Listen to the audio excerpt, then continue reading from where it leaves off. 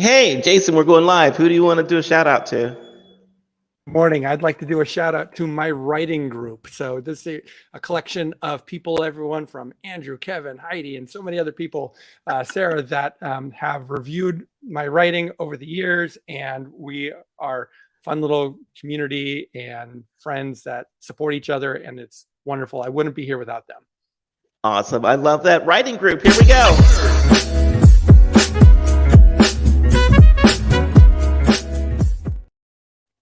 Hey guys, today we're talking with Jason Denzel. He's a fantasy fiction writer and the author of the Mystic Trilogy. He's just released the third and final book in the series called Mystic Skies. And today I want to dig into the series and I want to dig in more importantly into what makes Jason tick. Jason, welcome to the show, man. Hi, Michael. Thanks for having me. I'm so glad to be here. This is going to be a lot of fun. I'm excited.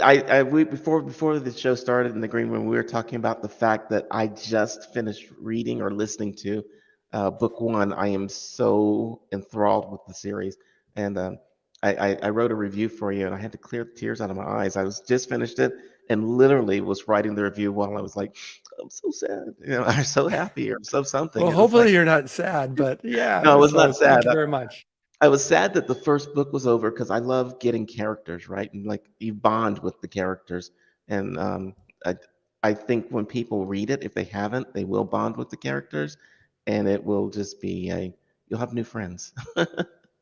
So I Well, want to thank you talk very to you much for today. reading it. Uh, you started the first one, or at least I think it got published in 2015, and we are now in 2022. I'm doing that, by the way, for the space people who are multi-millennia away from us. So when they see this, they'll go, wow, that's when this was done. Um, when you started it, did you know how long it was going to take you to write, or did you give yourself a timeline or anything like that? Well, I didn't know how long it was going to take me to write the three books. As you said, the first one came out in 2015. The second book, the sequel, Mystic Dragon, came out in 2018. And now the final book is coming out in 2022.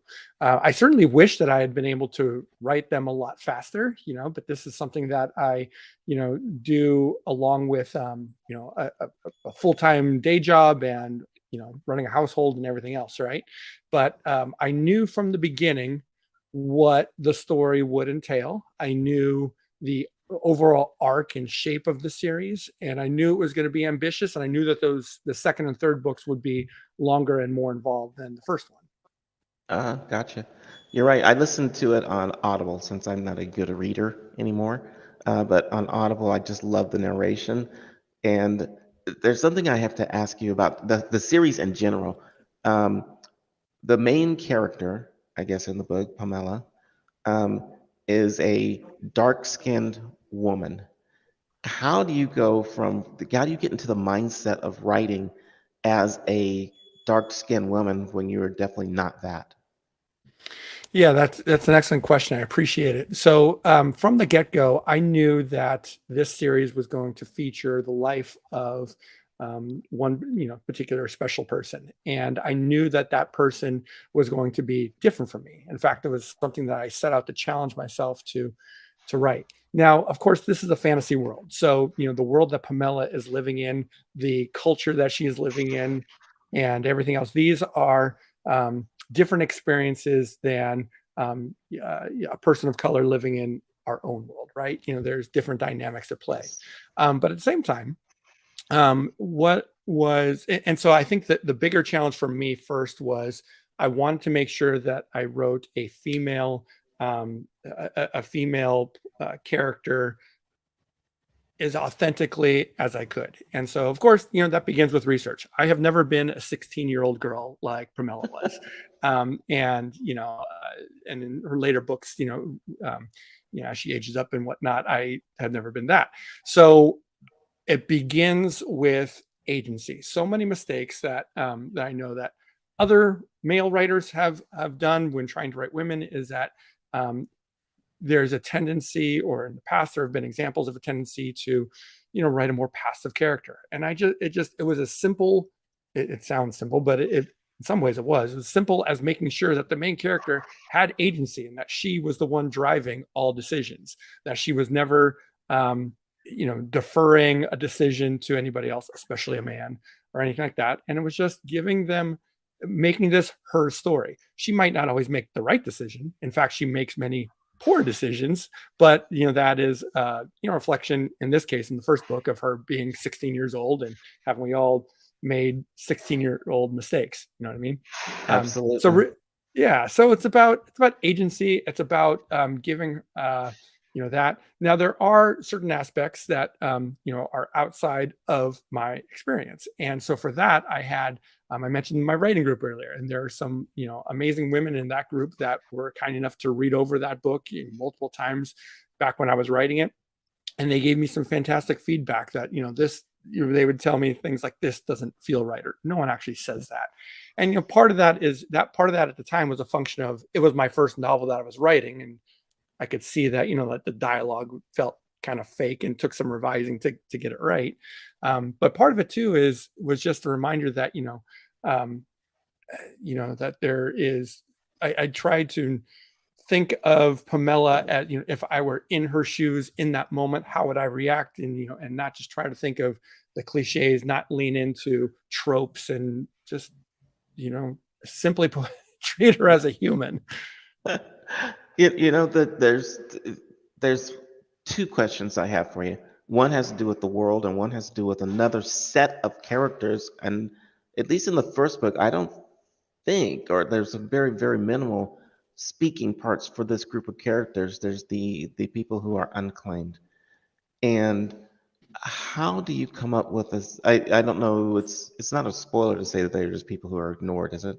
Just how do you deal Yeah, with that? no, I wouldn't classify it as a spoiler. So for a little bit of background, in this fantasy world that I've created, Pamela lives in a culture that has a rigid caste system, and one Okay. of the lowest caste on the totem pole, inspired very much by the untouchable class in India of our own world, is that this is a caste of people in this fantasy world where they are not allowed to own possessions beyond what they can carry. They're not allowed to own land. But in this case, this is how it differs from our real life, caste and cultures that we've seen elsewhere, is that this is a caste that is generally set aside for people who have been punished. The nobility has, the legal right anyway to make someone unclaimed, and this is something that they have earned, not earned, I shouldn't say, but this is something that is put upon them, not always Right. deservedly so. Right. And so, and so there's a lot of these, people, and they're living, wherever they can find where they're not going to be harassed. And so, yes, they don't speak a lot in this first. We see characters that are living this existence, but they're minor side characters in this first book. They do have a larger role in future books, and sorry if that's a little spoiler, but but they do have a role going forward. So you'll see more of them speak. In this one, I wanted it to be strictly from Pamela's point of view. I wanted her to see, even though she is lowborn herself, she is not of that caste, and so I wanted her to experience them, and I wanted the audience and the reader to see them through her perspective, through her eyes. What are her reactions to this? And in the story, it focuses on that, she's out trying to accomplish, and she's trying to become an apprentice to a mystic living out in the woods. And I wanted there to be a consequence, that if she failed to achieve this apprenticeship, that she will have defied law, she will have defied tradition, and the consequence for failing would be that she would become unclaimed. Yeah, I think that is a amazing part of the story, and I love the way that she reacts to them, and being lowborn herself, I love the way that she handles them in their situation as she goes forward. There is something in going with this whole thing. You've also got not just Pamela, you've got the unclaimed, you've got the world itself, and I am dead set on learning how is it that you actually create a world that people are interested in and that these characters live in. Where does that come from? Well, thank you very much. I think doing a whole discussion on world building is far beyond the time we have here today. But in short, what I started with is that I started from a base place of that the island that they live on, the island of Moth in this fantasy realm, is modeled after, certainly visually, is modeled after Ireland. And so a lot of the dress, a lot of the land, a lot of the even some of the dialects and other things are think of it as a fantasy version of Ireland. But what I wanted to bring in, and this is, maybe I tried to make it as harmonious as possible, is I wanted to bring in elements of India, of Hinduism, of Eastern philosophies, because the magic that is in this world, which I call the mist. The mist is this magic, kind of similar to functionally kind of similar to the Force from Star Wars. It's something that you can reach for. It's something that is you learn over time and you have this intuitive feel for. And so the mist, That's fun. I didn't even think about that. The Mist is actually a character in your novel. I mean, it's there. It's personified as magic. The magic is it is personified. personified, and that's where it's kind of tied into real world Eastern mysticism, where this idea that there is a supreme awareness in the universe. It's a very Buddhist and even tantric kind of idea, borrowing a lot from a lot of these Eastern philosophies that I'm fascinated by. That the idea that this magic, this mist, is alive, it's conscious, it's a supreme awareness, and it's something that everyone at some level has the ability to reach out and to unveil it, as I call it. It's not grabbing it, it's not controlling it, it's not manipulating or summoning it. It's revealing that it's already there. It's in every breath you take. It's in the air, it's in the earth. And it's just a matter of you becoming consciously aware that it's present, tapping into it, and then altering your world around you. And sometimes in fun ways, and sometimes cool magical ways and whatnot. Is the Mist something that you like, either as growing up or now as an adult, have gone like, I've always wanted to have this power inside me, and now I'm writing I about it, think, so I can do something with it? well, I mean, the mist was something, that I kind of specifically in this manifestation, the mist, as I call it, is something that I developed along with these books beginning, sometime in 2013, 2014, when I started writing them. And but I think it's safe to say that probably everyone listening, if you've watched Star Wars, who hasn't reached out their hand to try and summon the remote control into your hand, right? I Who do it hasn't every picked day. I up, don't know what you're talking right? about. Exactly. I sometimes tell my kids, like, I'll just the remote's on the other side of the room. I'll reach out my hand and silently just kind of struggle to try and to pull the remote into, and then they roll their eyes and they bring it over to me, and I say, "See, it worked. I summoned it over to me." You actually did, right? I mean, it's who says that's Right not there magic? it is. There it is. It's magic. I love the whole concept of science becoming magic too. That's something that I've always thought of in my head, is that the things that we do now were magic then, and I love that whole concept. Um, Absolutely. I haven't. That's something that. Oh yeah. Oh, no, no, go ahead.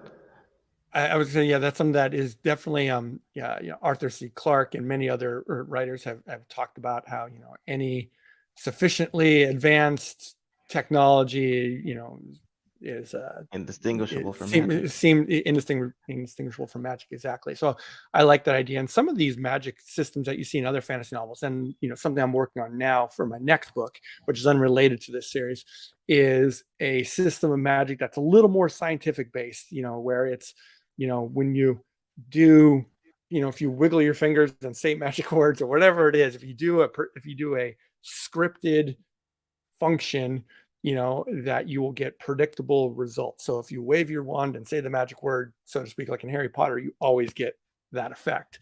Versus in the Mystic books, it was a little bit softer, so to speak. It was more Gandalf like, yeah, from Lord of the Rings. It's just in the Lord of the Rings, Gandalf is just magical because he's magical, and that's just kind of how it is, and magic just happens, right? So you could say that there's like a spectrum of like, Gandalf all the way to these, more refined magical scientific methods and systems, and the mist is somewhere in between that Yeah. spectrum. I actually, if I was going to say, Genie, put me in one of these worlds, I would love to be in the world of where the magic is in me and around the world, and I've learned how to control it as opposed to flipping on the light switch. Yeah. So, what I was going to ask you about your second, but I'll get to that in just a second. If you were going to take these three novels that you've already written right now, right, and would you rather have them be a TV series or a movie? It's an interesting question. Yeah, I think ultimately that, I mean, TV is hot these days. That's what everyone wants, and that's really cool and everything.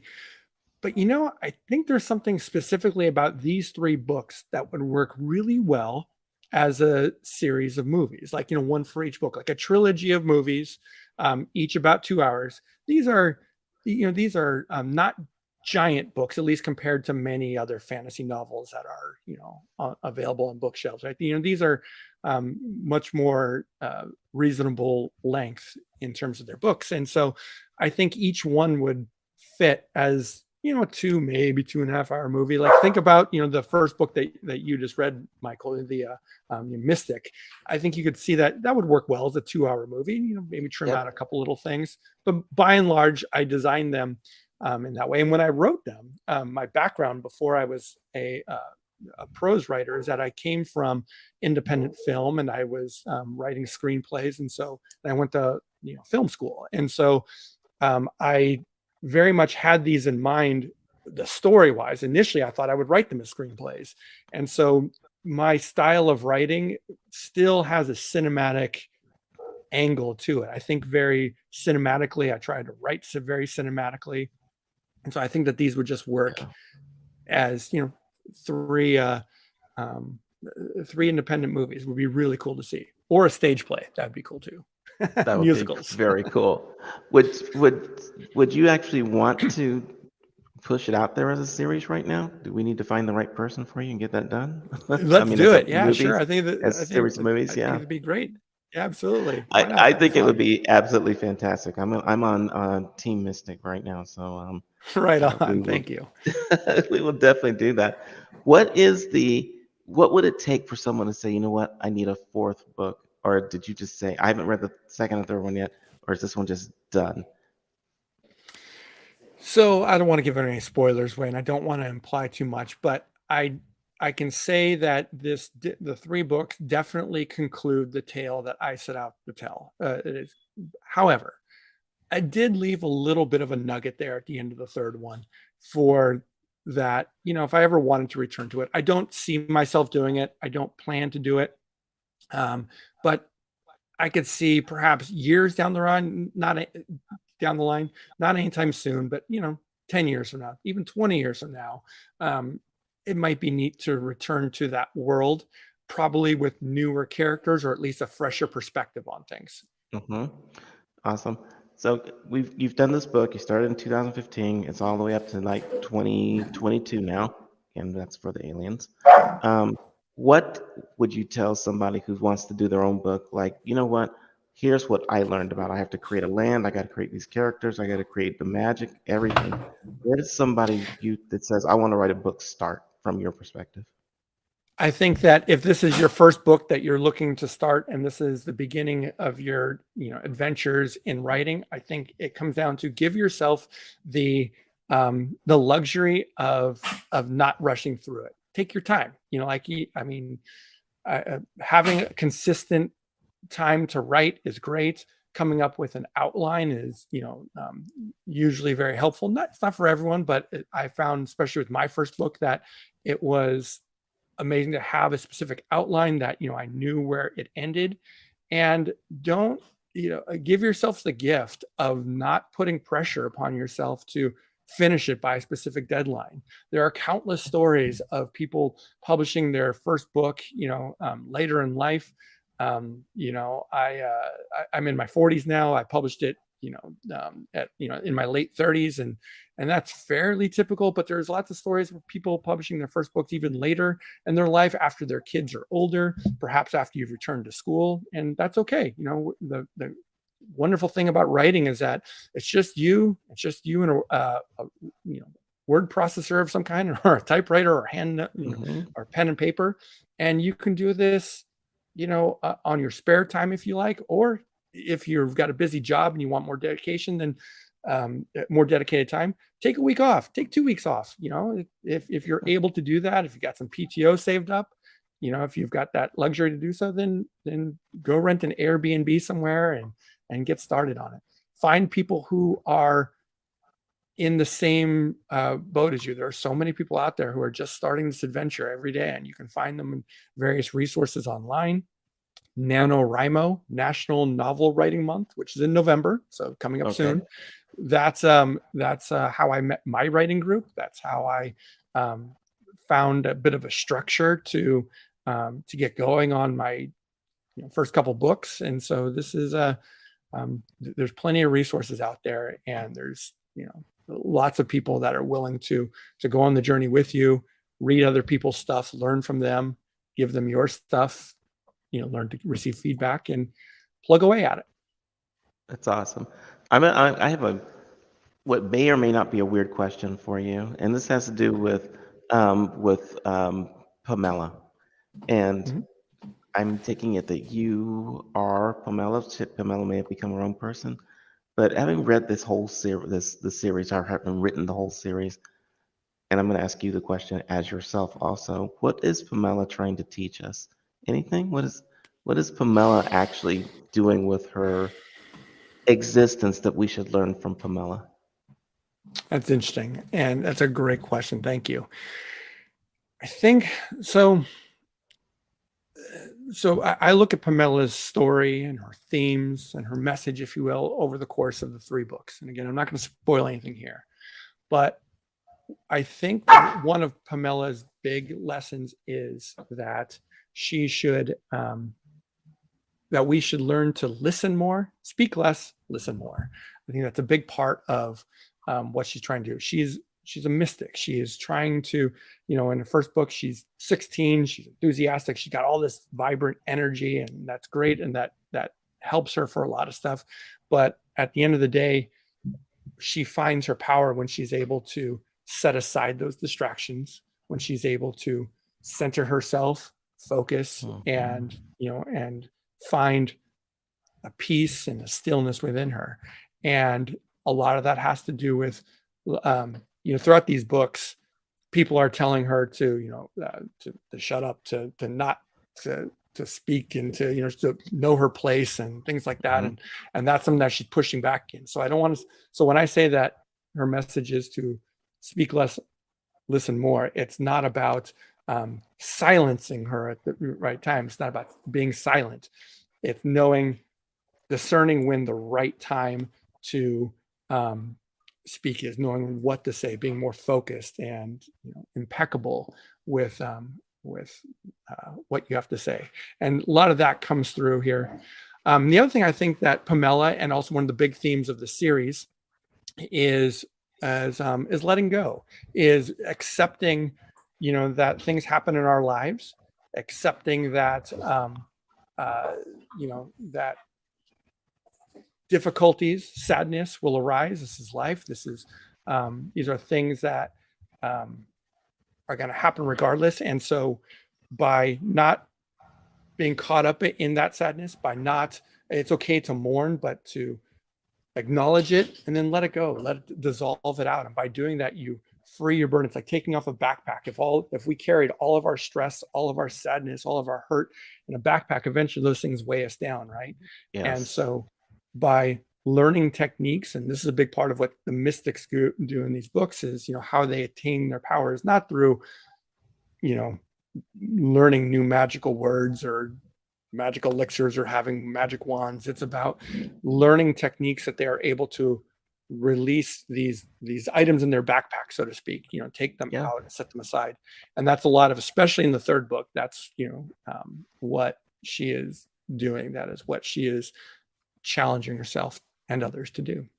That is cool. Now you brought up so many more questions in my mind. Did Pamela teach you, or did you already learn these things and you wanted to teach the world through Pamela, the things that you were just talking about?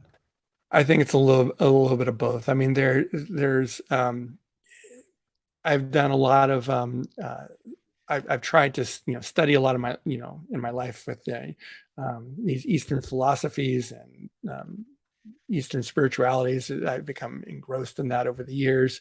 I'm a martial artist who studies a traditional form of kung fu, and so I see that as a outward physical manifestation of meditation in a way. It's not just about going out there and punching a bag. It's about learning. For me, it's about learning to, now that I'm in the more advanced ages, I recently got my black belt in this, and so I'm moving away from just punching bags to moving energy, know how to really, how to be more subtle with everything, and rather than the big giant kicks and swings.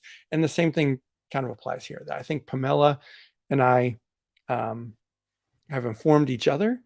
She certainly has been an important part of my experience of getting through this life. So when I wrote the first book, Mystic, I was in a very good place in life, and I had a young family, and things were good. It was very safe, I like to say, and that comes across in the books.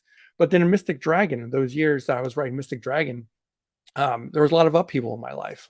I went through a divorce. I lost my dad unexpectedly. I was laid off from my job, and there was a lot going on, and there was a lot of hurt and a lot of pain that was channeled into that book. And it was Pamela Uh, and the other characters who were there with me in a way that they were in some ways a form of therapy. They were even though it's not a direct one-to-one correlation. Like her experience was not mine, and vice versa, but still, so much of what I was feeling at that time went into that. I like to say that I kind of, I drafted that second book through a cloud of you know uh, sadness and hurt yeah. and a lot of other things.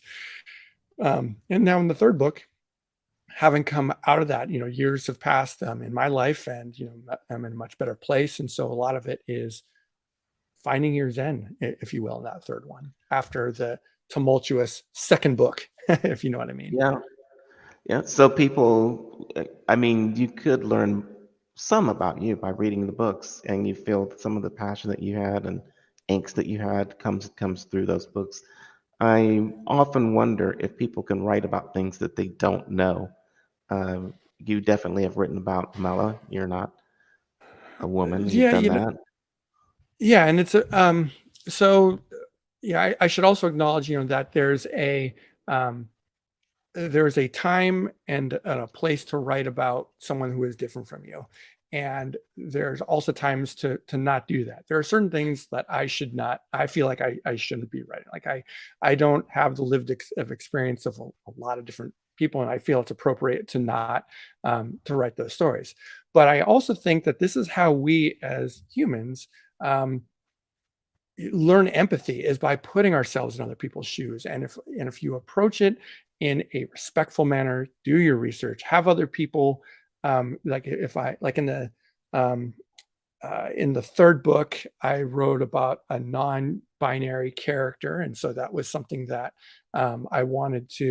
I made sure that I had someone who was non-binary read the book and give me feedback. In the second book, there were people, again, this is a fantasy world, but they would be seen as people of Asian descent in the second book. Similar vibe, that a lot of that culture I brought forward into the second book, and so I was sure to have people of Asian descent give me feedback. And there's professional resources for that. Not just friends and colleagues, but there are actual authenticity readers who Yes. will review your book and give you feedback. And so I utilized that whenever I could. I took workshops on writing the other. The name of the workshop is called Writing the Other, where it's about how to approach writing people that are different from you than your lived experience. And so I think that my view on it is that if you approach it with respect, if you go in and research and check yourself and everything, then it can be a really powerful way of getting to see, and understand something that is different from you. If you just go in and just like, I'm going to have, I don't know, a transgender character, and you just write it how you think it should be, then I think that does a disservice. But you have to go in with research and an open mind and an open heart to be able to do this. I absolutely agree with what you're saying.